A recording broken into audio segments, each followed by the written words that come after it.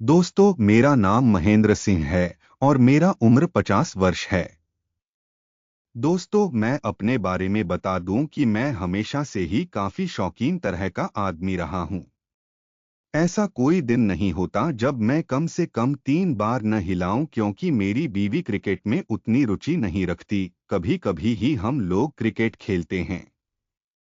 लेकिन दोस्तों, कुछ दिन पहले तक मैंने अपनी बीवी के अलावा किसी के साथ नहीं खेला था। लेकिन अभी कुछ दिन पहले ही मेरी किस्मत ने मेरा ऐसा साथ दिया कि मुझे एक नई नवेली के साथ वो सब करने मौका मिल गया। मेरी जिंदगी की यह इच्छा पूरी हो गई है और अब लगता है मेरा जीवन सफल हो गया। चलिए चलते हैं और जानते हैं मेरे साथ क्या हुआ और कैसे वो लड़की मुझ जैसे 50 साल के इंसान को मिल गई और कैसे मैंने उसके साथ क्रिकेट खेला। उसका नाम है शमा।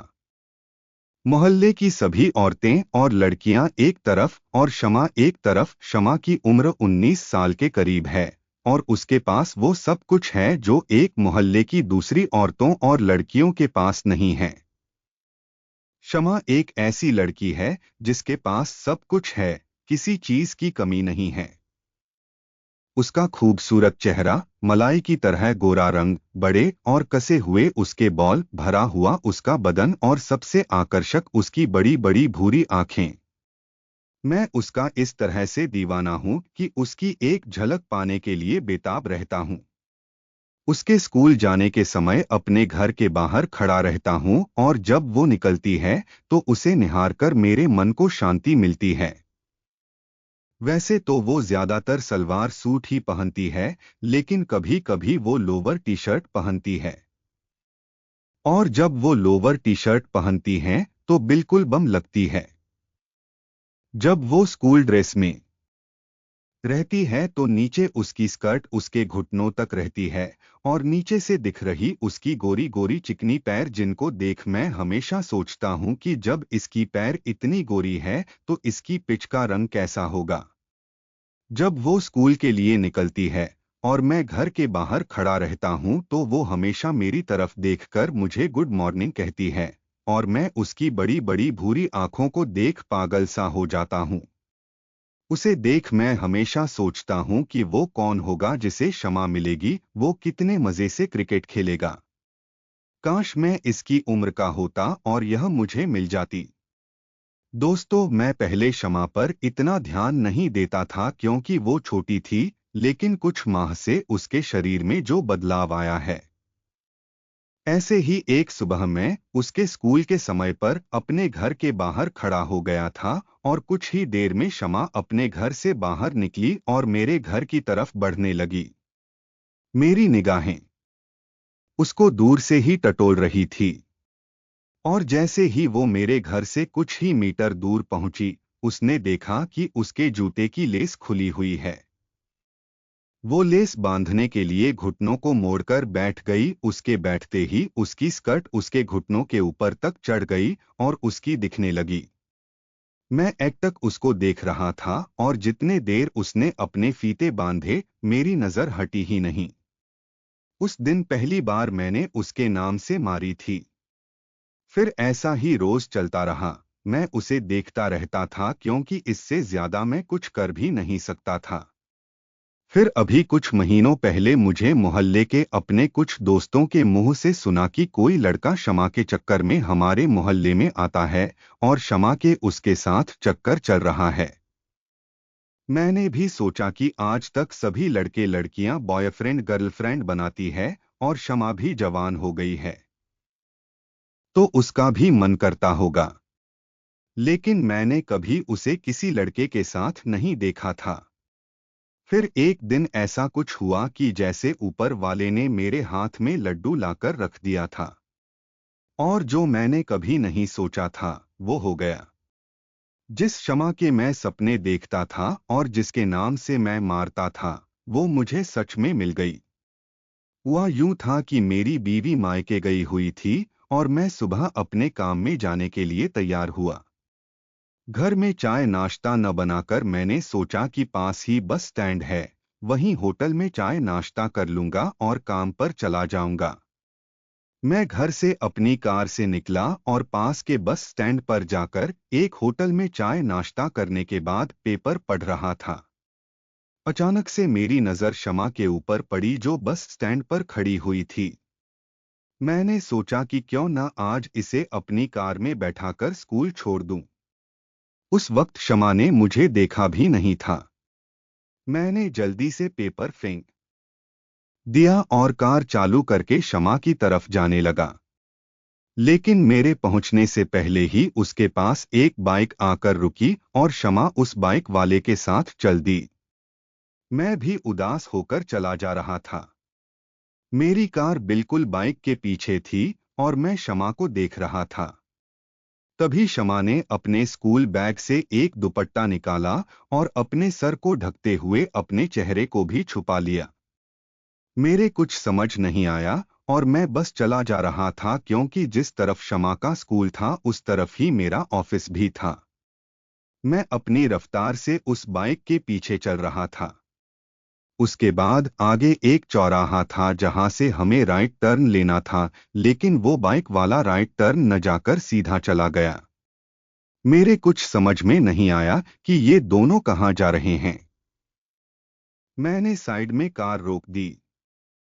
मैं सोचने लगा कि दोनों का स्कूल तो इधर है, लेकिन ये सीधा क्यों जा रहे हैं। आगे जाकर तो शहर समाप्त हो जाता है और जंगल शुरू हो जाता है। तब मैं सोचने लगा कि क्या किया जाए, ऑफिस जाऊं या उनके पीछे जाऊं। कुछ देर सोचने के बाद मैंने कार चालू की और तेजी से उनका पीछा करने लगा। वे दोनों तेजी से काफी आगे निकल चुके थे और मैंने भी कार की स्पीड तेज की और जल्द ही वे लोग मुझे दिखाई देने लगे। जल्द ही मैं उनके पास तक पहुंच गया। मेरे आगे चल रहे एक छोटे ट्रक के पीछे मैंने अपनी कार लगा दी जिससे शमा की नजर मुझ पर न पड़ जाए। वे दोनों बस चले जा रहे थे और शहर से काफी बाहर निकल आए थे। मैं समझ चुका था कि ये दोनों स्कूल से भागकर पक्का जुगाड़ से कहीं जा रहे हैं। हम लोग शहर से करीब 15 किलोमीटर दूर आ गए थे और चारों तरफ जंगल ही जंगल था। कुछ देर और आगे जाने के बाद उस लड़के ने अपनी बाइक को अचानक से एक कच्चे रास्ते में उतार दिया और मैं हाईवे पर आगे बढ़ गया। आगे जाकर मैं वापस लौटा और मैं भी उस कच्चे रास्ते पर चलने लगा। काफी आगे चलकर भी मुझे उन दोनों का पता नहीं चल रहा था। लेकिन कुछ दूर और आगे जाने के बाद मुझे उनकी बाइक एक पेड़ के किनारे खड़ी हुई दिखाई दी। मैंने भी अपनी कार रोक दी, लेकिन मैं अंदर से ही इधर उधर देख रहा था। मुझे कुछ भी समझ में नहीं आ रहा था कि मैं करूं तो करूं क्या। अंदर ही अंदर डर मुझे भी लग रहा था, लेकिन मैं मन में ही बोला कि अब जो होगा देखा जाएगा। इसके बाद मैं कार से उतरा और जंगल में अंदर की तरफ जाने लगा। मुझे उन दोनों का कोई भी पता नहीं चल रहा था। लेकिन थोड़ी दूर जाते ही मुझे कुछ आवाजें सुनाई दी और मैं दबे पांव आहिस्ते आहिस्ते उस तरफ बढ़ने लगा। पेड़ के नीचे वे दोनों मुझे नजर आ गए और मैं तुरंत ही वहीं पर छुप गया और उन दोनों को देखने लगा। मुझे लगा कि अब यही मौका है शमा के साथ सब कुछ करने का। अगर आज मैंने कोशिश नहीं की तो शमा कभी नहीं मिल सकती है। मैं भी हिम्मत दिखाते हुए उठा और अचानक से उनके सामने आ गया। सबसे पहले शमा की नजर मुझ पर पड़ी और वो अचानक से बोली उठी, अंकल। मुझे देख दोनों तुरंत ही खड़े हो गए और दोनों की हालत खराब हो गई। उस वक्त दोनों बुरी तरह से कांप रहे थे। शमा उस लड़के से बोली, ये मेरे अंकल हैं। और जैसे ही मैं आगे बढ़ा वो लड़का वहां से भाग खड़ा हुआ। मैंने आगे जाकर शमा की बाजू पकड़ ली और जोर से बोला, ये सब क्या करने आई हो तुम? इसलिए स्कूल जाती हो ये सब करने? और वो लड़का कौन था जो तुम्हें अकेली छोड़कर भाग गया? ऐसे लड़कों के साथ तुम कहीं भी चली जाओगी जो तुम्हें कहीं भी छोड़कर भाग जाए। मेरी बात सुनकर शमा बिल्कुल सन्न होकर खड़ी थी। मैं जानबूझकर उसे डरा रहा था। लेकिन मैं कोई जल्दबाजी नहीं करना चाहता था। मुझे पता था कि अब क्षमा आधी मेरे हाथ में आ गई है और थोड़ी और डराने पर वो खुद मुझे सब कुछ देगी। मैंने दोनों हाथों से उसकी दोनों बाहों को जकड़कर पकड़ लिया था और उसे जोर जोर से डांट लगा रहा था। क्षमा चुपचाप मुंडी नीचे किए हुए खड़ी हुई थी। उसका पूरा चेहरा पसीने से भीग गया था और वह बहुत डरी हुई थी। फिर मैंने आखिरी दाव चलने की सोचा और मोबाइल निकालकर बोला, रुको, अभी तुम्हारे भाई और पापा को यहीं पर बुलाता हूँ। उनको भी सब पता चलना चाहिए कि तुम कहाँ आती हो स्कूल के बहाने। और मैं फोन लगाने का दिखावा करने लगा। मेरा इतना कहना था कि क्षमा मेरे पैरों पर गिर गई और मेरे पैर पकड़ लिए। नहीं नहीं अंकल, मुझे माफ कर दीजिए। प्लीज पापा लोग को मत बुलाइए। प्लीज अंकल, अब से मैं ऐसा नहीं करूंगी। प्लीज उनको मत बुलाइए। लेकिन मैं बार बार फोन लगाने का दिखावा करता रहा और जानबूझकर क्षमा को और डरा रहा था। जल्द ही क्षमा बुरी तरह से रोने लगी और बार बार मुझे फोन न करने के लिए बोलती रही।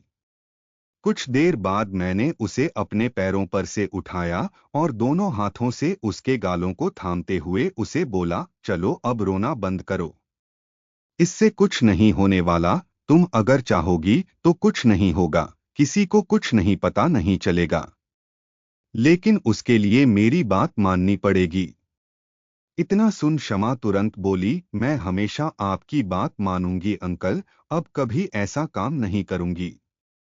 मैं बोला, ठीक है, किसी को भी नहीं बताऊंगा। लेकिन जो काम तुम उस लड़के के साथ करने आई थी, यहाँ वही काम मेरे साथ करना होगा तुमको। नहीं नहीं अंकल, मैं ये नहीं कर सकती। मैंने थोड़ा सोचा और फिर बोला, ठीक है, तो तुम मुझे अपना दिखा दो।